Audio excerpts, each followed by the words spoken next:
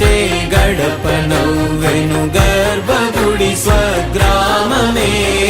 ఎందరో చెప్పిన మాటే కదా, కళ్ళ ముందరే ఉన్న దారే కదా.